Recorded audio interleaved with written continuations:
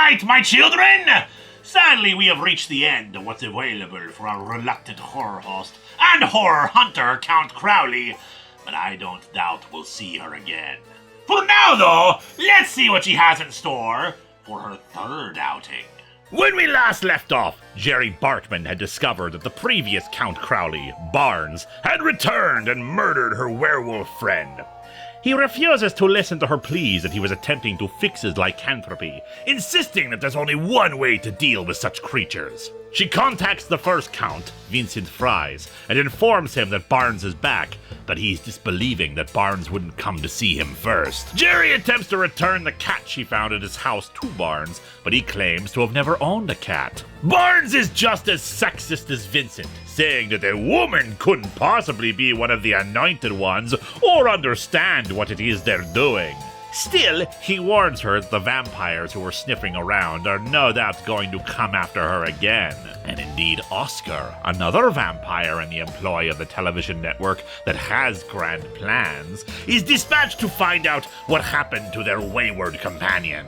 Jerry, still despondent over what happened to her werewolf friend, is not put in any better mood when her rapist once again attempts to contact her to try to get her to return and clear up the misinterpretations, and she's driven to drink again. Meanwhile, a child is murdered by someone driving an ice cream truck, who gives free masks to children that do things to them. I'm all in favor of murderous masks, my children, but not to you! How can you enjoy Halloween otherwise?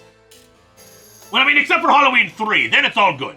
Jimmy, the local sheriff and friend of Jerry, investigates the death of the werewolf, made up by Barnes to look like a suicide, and notes several oddities about the crime scene before being informed of the missing murdered child. Barnes is interrupted by Jerry as he examines two strange feathers, Jerry insisting on some answers. He keeps trying to attack her to keep her away from looking at everything, but she easily tosses him around. As Oscar arrives and learns of recent happenings, including how an agent of theirs working in a morgue has gotten sloppy with the dead bodies they are grabbing, and how their vampire buddy from before has vanished, Jerry learns that the TV station is drowning in debt, her Count Crowley stuff the only thing that seems to be helping it at the moment.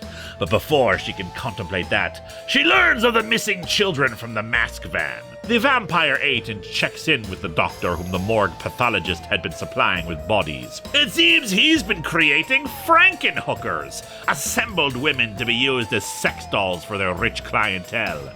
And he's ready to use 3 at once for their richest degenerate. Jimmy ends up asking Jerry out on a date, and then she goes to consult with Fries again, talking about the mask vendor. Apparently, they're a local legend, the Booneville Spook. It seems that 20 years ago, a girl went trick-or-treating with her friends, but her parents insisted that her kid brother come along. They ditched the child, who ended up tripping into a flaming jack-o'-lantern. He and his plastic costume were set on fire before running into the street, getting hit by a van. His sister went insane with grief and guilt, getting a matching costume as her brother and setting herself on fire, becoming a vengeful spirit, a troubled soul dedicated to spreading her misery to other children. Fries advises her that such spirits cannot be destroyed, but they can be placated for a while, though each spirit is unique. Jerry mentions how Barnes was playing with feathers, which gets Vincent incredibly worried. Spooky, scary feathers! After Jerry is gifted a 1-week sober coin that she feels guilty about accepting given how she ended up drinking, she is attacked by Oscar. But when she admits to killing the other vampire, he lets her go. According to him, humans have their masters, but so do monsters. Dark, corrupt forces that want power and to emerge victorious from the ages-long battle. Oscar claims, however, to want something else. That there may be a path forward for monsters and humans to coexist and leave one another alone. He promises to spare her life for her cooperation and secrecy for the time being. He's sick of the dogmatic approach of the elders and wants to try different things. Even is happy to explain how to deal with the Booneville spook. But she's on her own for that, while he creates distractions so they won't go looking for their vampire brethren.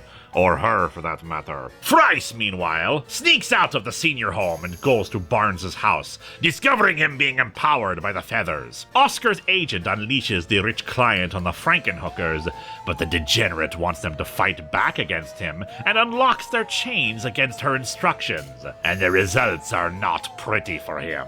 Jerry takes the cat in to be examined at a vet before conducting the ritual to try to put the Booneville spook's soul at ease. She also has her date with Jimmy, who definitely shows how into her he is and how accepting and trusting he can be as a partner.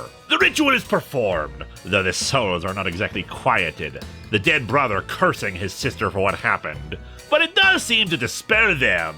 For now. Jerry admits to her AA group about the drink and thinks she should leave, but they just encourage her to stay because she was honest and guilty about the whole thing. Unfortunately, Jimmy informs Jerry that Fries broke out of the nursing home, and she heads to Barnes's place to look for him, only to find Vincent lying in a pool of blood in the basement. There is a Count Crowley crossover one-shot that we can also look at. But for now, this is the end of our look at this monster hunter and horror host. But hopefully, it will not be the last time. You have entered my domain. Now, fear me.